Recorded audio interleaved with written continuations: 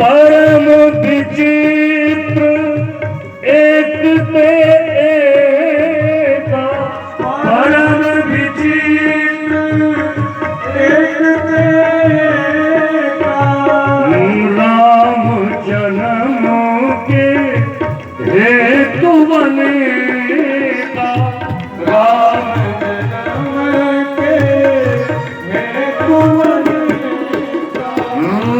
हरि अवतार हेतु ही हो, हरि अवतार हेतु ही हो, इदमें हम कहीं जात न सोई, इदमें हम कहीं जात न सोई, द्वार पाल हरि के प्रिय दो, द्वार पाल हरि के प्रिय दो, जय जरूपी जय जान सबको, जय जरूपी जय जान सबको, कहाँ जलंधर रावण भज, कहाँ जलंधर रावण भज, नारद श्रापो दिन एक बारा, नारद श्रापो दिन एक बारा, हरि अवतार हेतु ही होई, हरि अवतार हेतु ही होई, इदमें हम कहीं जात न सोई, इदमें हम जात न सोई, राम जन्म के हेतु बनेगा, राम जन्म के हेतु बनेगा, परम विचित्र एक तेगा, परम विचित्र एक तेगा, परम विचित्र एक तेगा, परम विचित्र एक तेगा। भगवान सूर्य वंश में चक्रवर्ती सम्राट महाराज दशरथ के पुत्र बन के अवतरित हुए। सूर्य वंश में बड़े बड़े प्रतापी राजा हुए। सूर्य वंश कब से चला? आदि नारायण भगवान के नाभि कमल से ब्रह्मा जी का प्राकट्य हुआ। क्या बात है? ब्रह्मा जी के द्वारा मरीच के कश्यप और कश्यप के विवस्वान सूर्यदेव, उन्हीं से सूर्य वंश चला और भगवान श्री राम ने सूर्य वंश में अवतार लिया। इस सूर्य वंश के जो प्रथम राजा थे उनका नाम था श्राद्धदेव मनु। सूर्य वंश में जितने राजा हुए आदि से ही संतान की समस्या हुई। सूर्य वंश के प्रथम राजा श्राद्धदेव मनु, उनकी पत्नी का नाम था श्रद्धा। विवाह के कई वर्ष बीत गए, जब संतान नहीं हुई तो इस सूर्य वंश के आदि गुरु वशिष्ठ की शरण में गए। गुरुदेव, विवाह के इतने वर्ष बीत गए, कोई संतान नहीं हुई। तो गुरु वशिष्ठ ने वैदिक ब्राह्मणों को बुला करके यज्ञ आरंभ कराया। यज्ञ जब आरंभ हुआ तो जो रानी थी यज्ञ में नियुक्त ब्राह्मणों से कही, ब्राह्मण देवता ऐसा मंत्र पढ़ना कि बेटी हो, लड़की। यदि तुम्हारे मंत्र से लड़का हुआ तो सभी ब्राह्मणों की दक्षिणा कटेगी। अब ब्राह्मणों को दक्षिणा पे जब आफत आ जाए तो मंत्र पलटने में कितना टाइम लगेगा। पुत्र की जगह पुत्री जोड़ दिया। यज्ञ पूर्णाहुति हुई, गुरुजी ने प्रसाद दिया। 9 महीना बीत गया। 10वें महीना में श्रद्धा महारानी ने सुंदर राजकुमारी को जन्म दिया। श्राद्धदेव मुनि तो खुश थे कि बेटा होगा। गुरुजी ने पुत्रष्टि यज्ञ कराया और जब बेटी हो गई तो रानी तो खुश हो गई। राजा का चेहरा उदास गुरुजी के शरण में गए। गुरुजी, मैं यज्ञ कराया था कि मुझे बेटा हो और बेटी हो गई। गुरु वशिष्ठ को भी आश्चर्य हुआ, ऐसा कैसे हो सकता। तो यज्ञ में नियुक्त जो ब्राह्मण थे उन लोगों को गुरुजी ने बुलाया, इधर आ। लड़का होने के लिए यज्ञ कराया था, लड़की कैसे हो गई। ब्राह्मणों ने हाथ जोड़ के कहा, गुरुजी जब हम लोग शुरू करने वाले थे तो रानी ने कहा कि ऐसा मंत्र पढ़ना कि बेटी हो। यदि बेटी नहीं होगी तो सभी ब्राह्मणों की दक्षिणा कटेगी। तो हमारे दक्षिणा पे आफत आ गई तो हमने मंत्र पलट दिया, बेटा की जगह बेटी जोड़ दिया। गुरु वशिष्ठ ने कहा, क्यों खाती, जब तुम दोनों पति पत्नी एक मत नहीं हो तो बीच में गुरुजी को क्यों फंसा दिया। बेटा होता तुम खुश हो जाते, लेकिन तुम्हारी पत्नी तो रुष्ट हो जाती। अब जो होना था वो हो गया, उसमें संतोष करो। मनु ने कहा, नहीं गुरुदेव मुझे बेटा चाहिए। गुरु वशिष्ठ ने कहा, अब चाहने से क्या होगा, अब जो होना था वो हो गया। श्राद्धदेव मनु ने कहा, गुरुदेव मैं आपके सामर्थ्य जानता हूं, आप यदि चाहोगे तो इस बेटी को ही बेटा बना दोगे, क्योंकि ब्रह्मा की लेखनी को मिटाने की शक्ति मात्र 2 लोगों में। ब्रह्मा की लेखनी को मिटाने की शक्ति या तो शिव में है, भोले बाबा में, और नहीं तो मिटाने की शक्ति गुरु वशिष्ठ आप में। सो लीला जेहि विधि गति छेकी सकही कोटारी टेक जो टेकी। एक बार आपका मूड कर जाए तो बेटे को ही बेटा बना दो। ब्रह्मा की लेखनी को मिटाने की ताकत भूमंडल पे आप है गुरुदेव।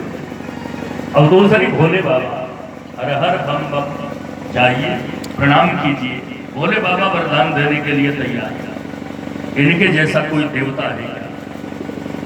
चोर भी मंदिर में घंटा चुराने जाता है, घंटा पकड़ में नहीं आता तो शिवलिंग पे ही चढ़ के घंटा उतार के चलने लगता है तो डमरू बजाते प्रकट हो जाते हैं। वर मांगो, अरे भोले बाबा मैं पूजा करने थोड़ी आया, मैं तो घंटा चुराने आया। शिव जी ने कहा, अब तक जितने पूजा करने वाले आए, कोई चावल चढ़ाया, कोई बेलपत्ता चढ़ाया, कोई जल चढ़ाया, तो ऐसा भक्त निकला अपना शरीर ही मेरे ऊपर चढ़ा दिया। ऐसा निराला कोई देवता मिलेगा, ऐसा भोला भाला कोई देवता मिलेगा क्या। प्रेम से बोलियो महापति महादेव की जय।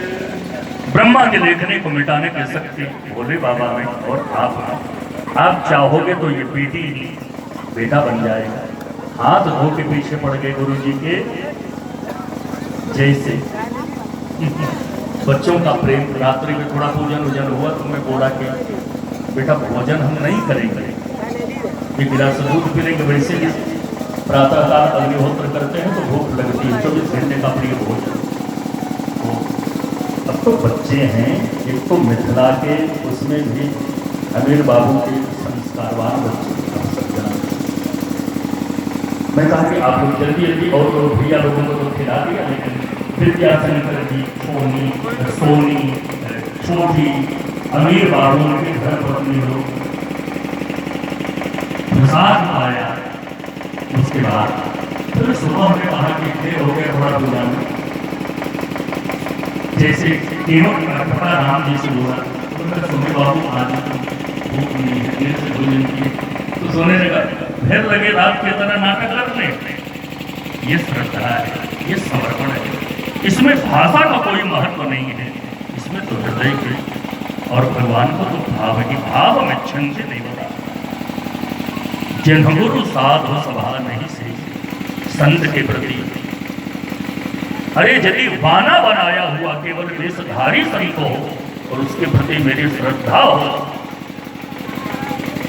तो हमें अपनी श्रद्धा का फल मिलेगा।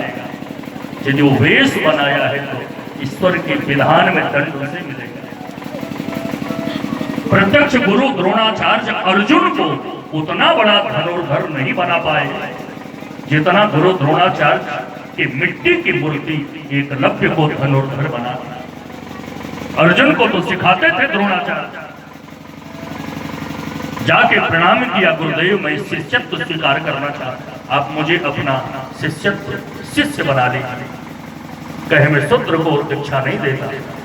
कहा गुरुदेव आप मुझे शिष्य मत बनाइए, लेकिन मैंने आपको गुरु बना लिया है, आप धनुर्विद्या की शिक्षा मत दो, मैं आपके मिट्टी की मूर्ति बनाकर उसी से शिक्षा दूंगा। पीपल वृक्ष के नीचे अपने हाथों से द्रोणाचार्य के मिट्टी की मूर्ति बनाया और भावना से उस मूर्ति से पूछ पूछ के बाण चलाता था। कुत्ता भौंकने लगा, ऐसा बाण मारा, ध्यान भंग होता था, अभ्यास कर रहा था, ऐसा बाण चलाया कि कहीं मुख का भेदन भी नहीं हुआ, कहीं मुख में बाण लगा भी नहीं और कुत्ते का मुंह बाणों से भर गया। अर्जुन ने जब द्रोणाचार्य ने देखा इतना बड़ा धनुर्धर, ये कला तो केवल मैं जानता, देखे तो अभ्यास कर रहा है। द्रोणाचार्य को देखा, साष्टांग दंडवत किया, बेटा तुम्हारे गुरु कौन? कहा चलिए। पीपल वृक्ष के नीचे देखा तो उन्हीं की मिट्टी की मूर्ति। कहा बेटा प्रत्यक्ष गुरु भी अपने शिष्य का उतना कल्याण नहीं कर सकता जितना शिष्य की श्रद्धा गुरु के मूर्ति से अपना कल्याण कर लेती। निष्ठा होना चाहिए, विश्वास होना चाहिए, भाव होना चाहिए। भगवान नहीं दिखाई देते हैं, भगवान के प्रति भाव है तो भगवान ही मेरी सारी व्यवस्था देखते हैं। भाव में चिंतित देखते, कथा से यही होता है, भाव जागृत होता है, प्रेम जागृत होता है। जो नहीं समझ पाते, जान पाते, उसकी जानकारी होती है। इसलिए तो सत्संग, एक क्षण के सत्संग के बराबर स्वर्ग का सुख भी नहीं तोड़ सकता है। ऋषियों ने, शास्त्रों ने मिथ्या थोड़ी कहा, क्योंकि वो लोग तो हम लोगों के कल्याण के लिए ही शास्त्रों में, पुराणों में आदेश दिए हैं, निर्देश दिए। ये श्रद्धा का स्वरूप। हाथ धो के पीछे पड़ गए। गुरुजी ने बेटी को ही बेटा बना दिया। उसके बाद 10 पुत्र पैदा हुए, उनसे सूर्य वंश चला। कितने बड़े बड़े प्रतापी राजा हुए, और जितने राजा हुए सबको संतान की समस्या। वो समस्या चक्रवर्ती सम्राट दशरथ तक रहे। एक राजा हुए इसी वंश में युवनाश्व, भागवत कथा में तो बड़ा विस्तार से वर्णन है। युवनाश्व को भी संतान की समस्या हुई, तो इस वंश के आदि गुरु वशिष्ठ है। गुरु वशिष्ठ ने दीर्घ सत्र, लंबा यज्ञ रखा। लंबा यज्ञ मतलब 4 महीना चलने वाले। ठंडी का समापन हुआ, यज्ञ आरंभ हुआ। चौथा महीना आते आते प्रचंड गर्मी पड़ने लगी।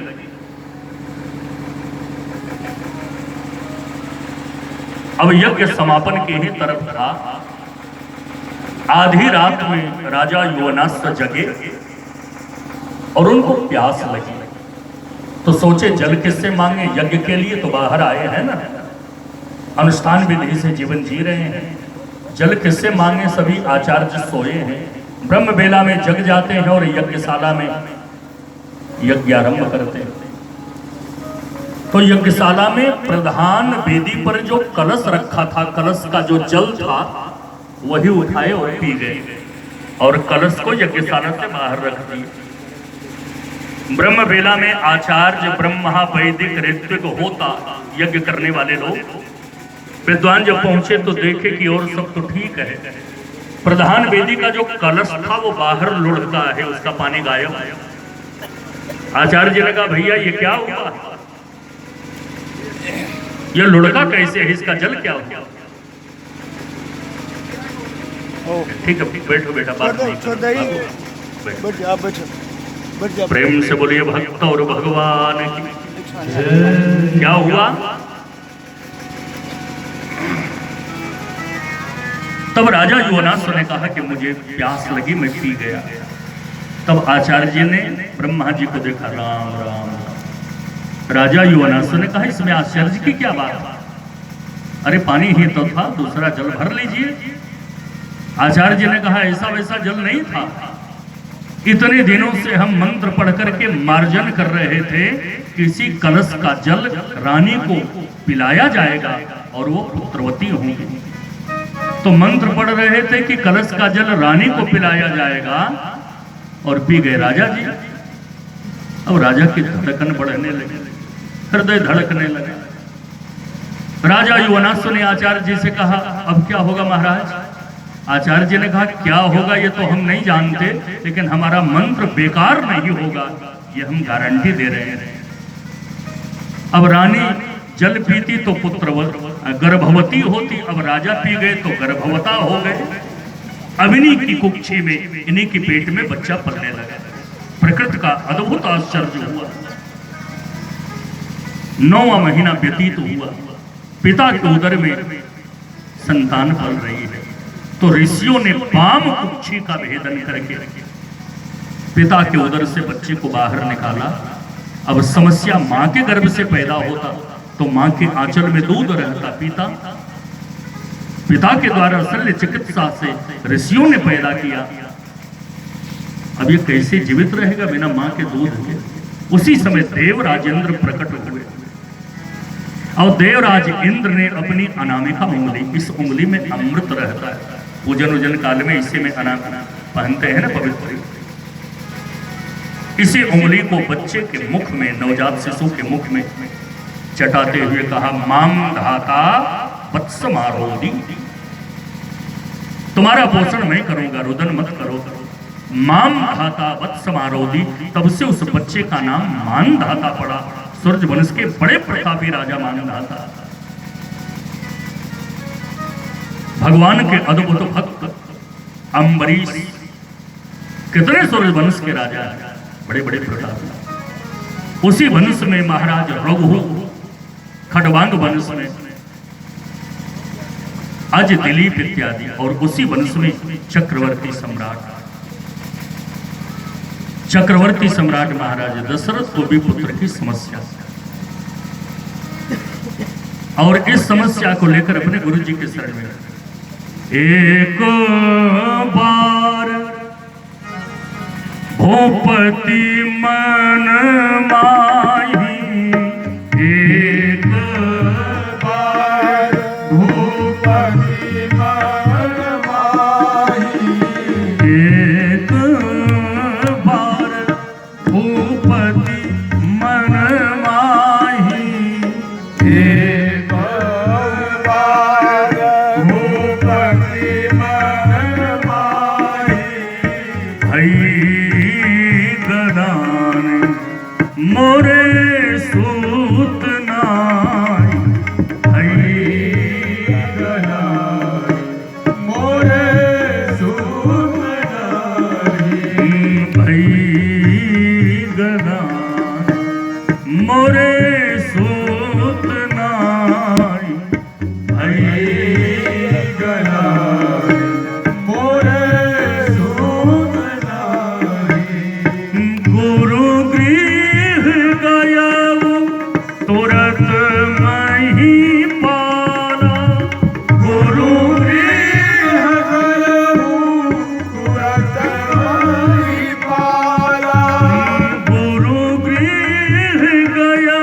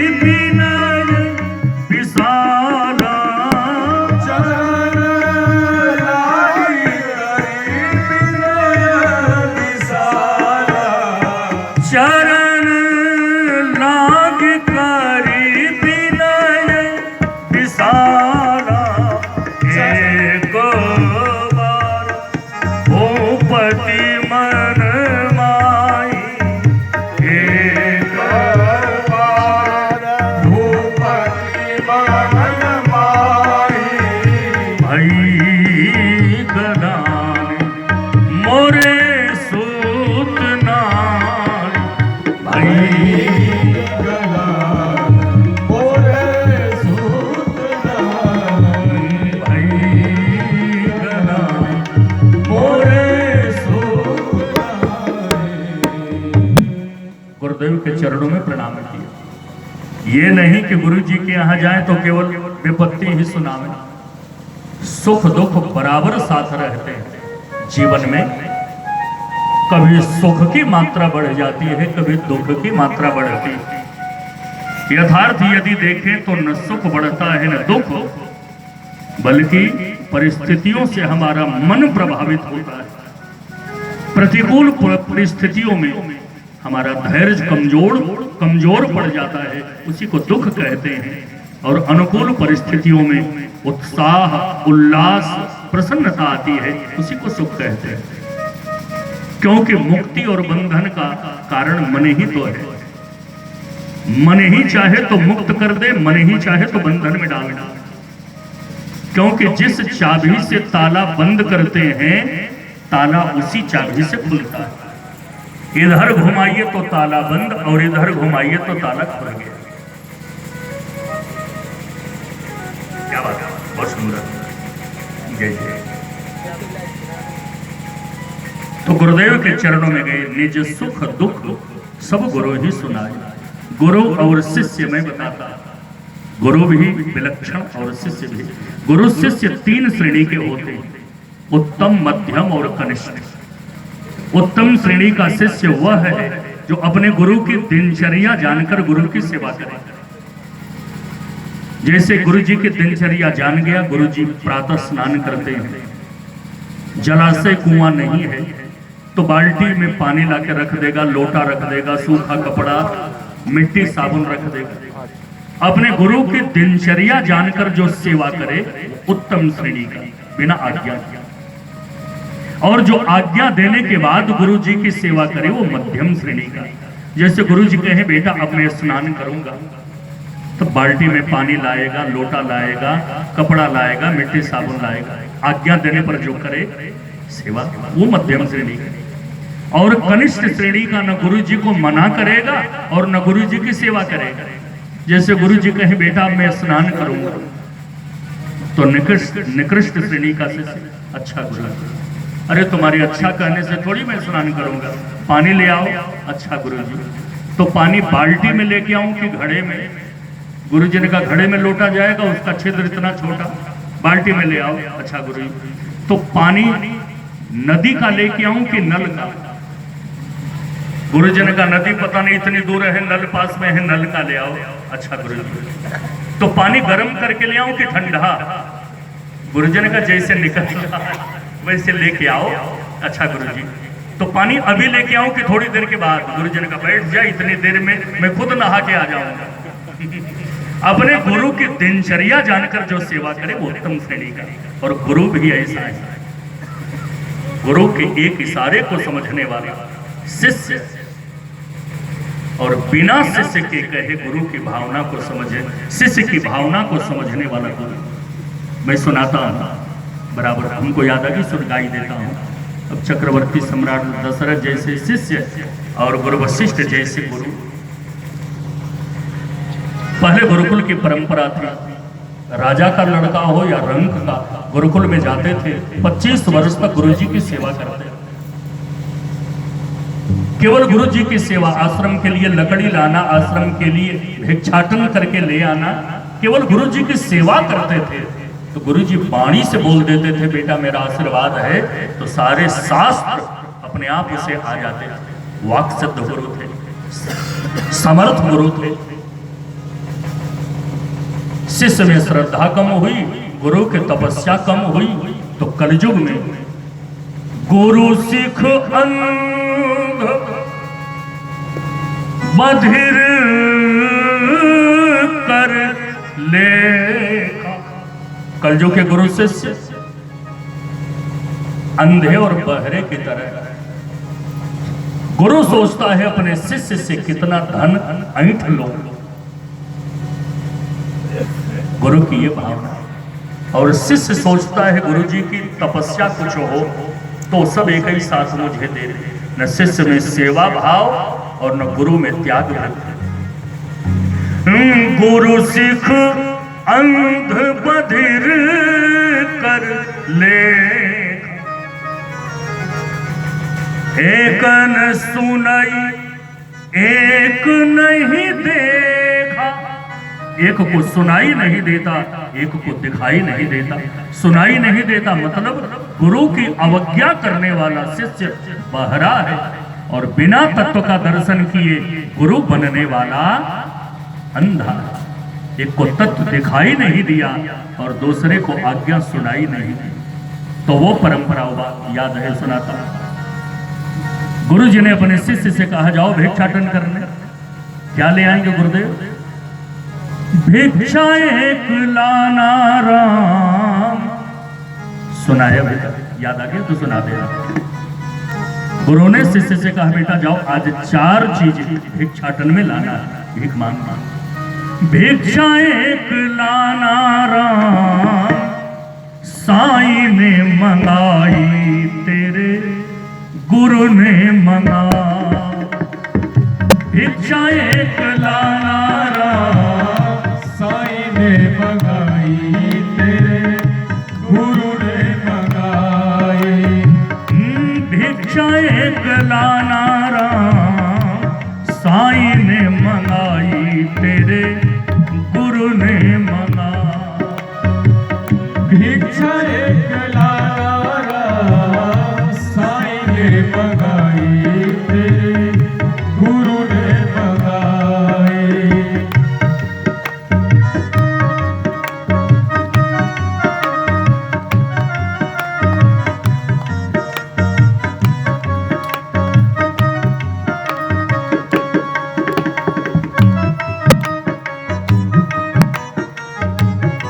शिष्य ने कहा, गुरुदेव क्या लेके आऊं? गुरुदेव ने कहा, पहली भिक्षा, पहली भिक्षा अन्न की लाना, गांव खेत के पास न जाना। पहली भिक्षा अन्न की लाना, गांव खेत के पास न जाना। अन्न 2 ही जगह मिलेगा, या तो फसल के रूप में खेत में मिलेगा, और ने फसल कटकर अन्न के रूप में किसी के घर में मिलेगा। अन्न 2 ही प्रकार का मिलेगा, या तो कच्चा अन्न मिलेगा चावल गेहूं दाल के रूप में, या तो सिद्ध मिलेगा भात और रोटी के रूप में। गुरु भी विलक्षण, चेला भी विलक्षण। गुरु ने कहा, बेटा पहली भिक्षा अन्न की लाना, गांव खेत के पास न जाना। पहली भिक्षा अन्न की लाना, गांव खेत के पास न जाना। कच्चा पक्का छोड़ के बच्चा, कच्चा पक्का छोड़ के बच्चा, झोली भर के लाना राम, साईं ने मंगाई तेरे गुरु ने मंगा। हो भिक्षा एक लाना राम, साईं ने मंगाई तेरे गुरु ने मंगाई।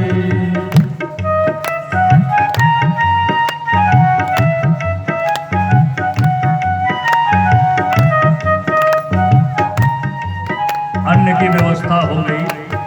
अन्न को सिद्ध करने के लिए जल चाहिए। दूसरी भिक्षा जल की लाना, नदी तीर के पास न जाना। दूसरी भिक्षा जल की लाना, नदी तीर के पास न जाना। अब जल तो नदी के पास, कुआं के पास, तालाब के पास यही मिलेगा ना, विलक्षण गुरु है। दूसरी भिक्षा जल की लाना, नदी तीर के पास न जाना। दूसरी भिक्षा जल की लाना, नदी तीर के पास न जाना। कुआं पावली छोड़ के बच्चा, कुआं पावली छोड़ के बच्चा, कुआं पावली छोड़ के बच्चा, पावली छोड़ के बच्चा। कमंडल भर के लाना राम, साईं ने मंगाई तेरे गुरु ने मंगा। हो भिक्षा एक लाना राम,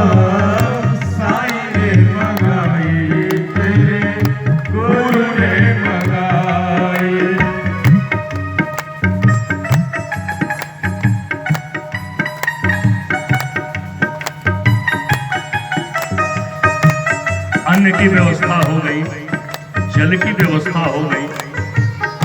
अब सिद्ध करने के लिए अग्नि चाहिए और अग्नि के लिए लकड़ी, क्योंकि वो जमाना था। तीसरी भिक्षा लकड़ी लाना, किसी वृक्ष के पास न जाना। तीसरी भिक्षा लकड़ी लाना, किसी वृक्ष के पास न जाना। तीसरी भिक्षा लकड़ी लाना, किसी वृक्ष के पास न जाना। तीसरी भिक्षा लकड़ी लाना, किसी वृक्ष के पास न जाना।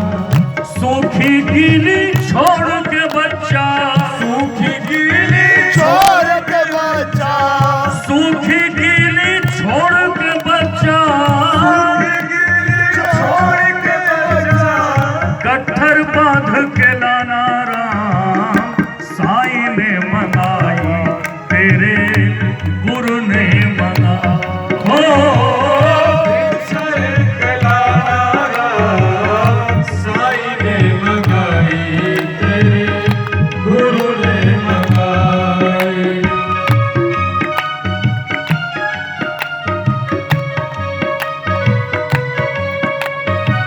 ये तो अन्न की व्यवस्था हो गई। गुरु मांसाहारी भी था, लेकिन विलक्षण मांस भक्षण करता। अंतिम और चौथी भिक्षा, चौथी भिक्षा मांस खिलाना, किसी जीव के पास न जाना। चौथी भिक्षा मांस खिलाना, किसी जीव के पास न जाना। चौथी भिक्षा मांस खिलाना, किसी जीव के पास न जाना।